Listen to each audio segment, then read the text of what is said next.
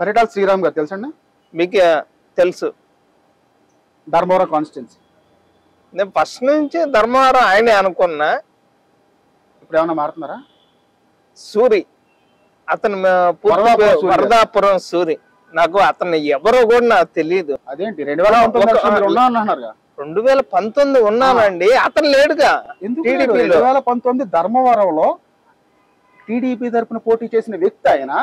ఓడిపోయిన 3వ రోజే బీజేపీలో చేరాడు ఆయన. మీకు ఒక్క మాట, 2019 ఎలక్షన్ల తర్వాత రాష్ట్రంలోకి వచ్చాడు. మా నాన్న జాబు, నేను అప్పుడే రిటైర్డ్ అయిపోయి నా బిజినెస్ చేసుకుంటా, నేను పెళ్లి చేసుకుని నేను హ్యాపీగా ఉందాం అనుకున్న టైంలో జగన్మోహన్ రెడ్డి గారు ముఖ్యమంత్రి అయ్యారు, మీరు పెళ్లి చేసుకోవడం మానేశారు. సార్ అన్ని వాస్తవాలే. అదేదో ఏంటి ఆయన అంటున్నారు జగన్ గారు, ఏది అడిగినా పవన్ కళ్యాణ్ 3 పెళ్లిళ్ళు చేసుకున్నాడో అందుకే జరగట్లేదు అంటున్నారు. మీరేమో జగన్మోహన్ రెడ్డి ముఖ్యమంత్రి అయ్యాడు అందుకే నేను పెళ్లి చేసుకోలేదు అంటారు.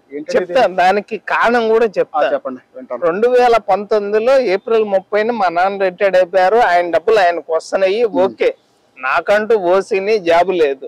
నేనేదో స్వీట్స్ డ్రై ఫ్రూట్స్ ఏదో బిజినెస్ పెట్టుకుంటా, నేను లవ్ చేసిన అమ్మాయినే పెళ్లి చేసుకున్నాము అని నాకు రావాల్సిన డబ్బులు మా బంధువులకి ఇచ్చిన తర్వాత ఆ డబ్బులు వస్తే నేను సెట్ అయిపోదామని గుంటూరులో అనుకుంటుంటే ఈయన 3 రాజధానులు అంటే ₹1,00,00,000 పొలం 20 లక్షలకు అమ్ముతుంటే ఎవడు అమ్ముతాడు?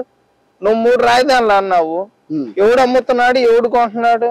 రిజిస్ట్రేషన్లు కూడా లేకుండా ఒరిజినల్ డాక్యుమెంట్స్ నా దగ్గర పెట్టుకుంటాను, జిరాక్సులు మీ దగ్గర పెట్టుకోండి కానీ ప్రతి దాని మీద నీ బొమ్మలు వేసుకుంటా రాష్ట్రాన్ని ఏ విధంగా చేసావు? ఈ రోజు రియల్ ఎస్టేట్ ఎట్లా పడిపోయింది? కన్స్ట్రక్షన్స్ ఏమన్నా జరిగినాయా? ఇసుక మాఫియా నీదే, మట్టి మాఫియా నీదే, గంజాయి పంట నీదే, ఎర్ర చందనం నీదే, ఇక కనిపించిన ఆడపిల్ల నీదే. నువ్వు చేసిన అరాచకాలు 1-2? రైల్వే జోన్ ఉందా? విశాఖ ఉక్కు ఉందా? ఏ డైరీ పాలైనా అమూల్ డైరీకి పోయాలా? ఇవన్నీ వాస్తవాలు కదా. ఇన్ని దరిద్రాలు చేసిన తర్వాత 2019 నుంచి అసలు గవర్నమెంట్ ఎంప్లాయ్ అయితేనే పిల్లని అంటారు. అలాంటి వ్యక్తిని నాకే జాబ్ లేదు, రావాల్సిన డబ్బులు రాలేదు, రియల్ ఎస్టేట్ పొలం రేట్లు పడిపోయినాయి, ఎట్లా చేసుకునేది? పెళ్లి నేనేదో ఎవరు సిపిఎస్ రద్దు అన్నారు.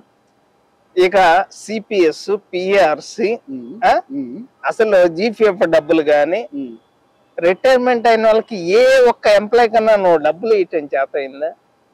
సర్టిఫికెట్ ఏదో ఇస్తున్నాడు 2024 తర్వాత తీసుకోండి అని. రిటైర్మెంట్ అయిన వాళ్ళకి ఒక 1 month లోపు రిటైర్మెంట్ బెనిఫిట్స్ వస్తాయి. రావట్లా, పెన్షన్ రావట్లా, జీతాలు ఇవ్వట్లా, ఉద్యోగాలు ఇవ్వట్లా. ఇవన్నీ వాస్తవాలు కదా. ఆర్థిక కష్టాల్లో ఉంది కదా రాష్ట్రం. నువ్వేగా చేసింది. 12 లక్షల నుంచి 15 లక్షల దాకా అప్పు చేసావు. కల్తీ మద్యం ద్వారా బ్యాంకుల్లో అప్పు చేసిన అప్పు అంతా ప్రజలకే వేస్తున్నాడు కదండి. అకౌంట్ లో చేసిన ప్రజలకే వేస్తున్నాడు కదా. డ్వాక్రా రుణాలు వేస్తున్నాడు, అమ్మ ఒడి వేస్తున్నాడు, ఇక 18,000 వేస్తున్నాడు. అది కాకుండా చాకళ్ళు మంగళ్ళు వీళ్ళందరికీ 15,000 వేస్తున్నాడు. ఎవరికి? ఎస్సీ ఎస్టీ పథకాలు ఎన్ని తీసేసావు?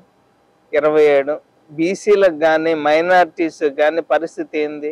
మైనార్టీస్ పెళ్లి చేసుకోవాలంటే అబ్బాయి అమ్మాయి 10th పాస్ అయ్యి ఉండాలా. నువ్వైనా 10th తప్పి దొంగ పేపర్లు తీసుకుని ఎగ్జామ్స్ రాయొచ్చు కానీ ఇక మైనార్టీస్ మాత్రం ఫస్ట్ క్లాస్ స్టూడెంట్ పట్టుకుని మాట్లాడితే 10th ఫెయిల్ అంటారు ఏంటండి? అది ఇవన్నీ వాస్తవాలే కానీ ఎవరు వాళ్ళకి ఇన్ని పథకాలు? కారు ఉంటే రేషన్ కార్డు కట్టు, ఇక మొత్తం పెళ్లి కాను కట్టు, అన్ని తీసేసావు కదా.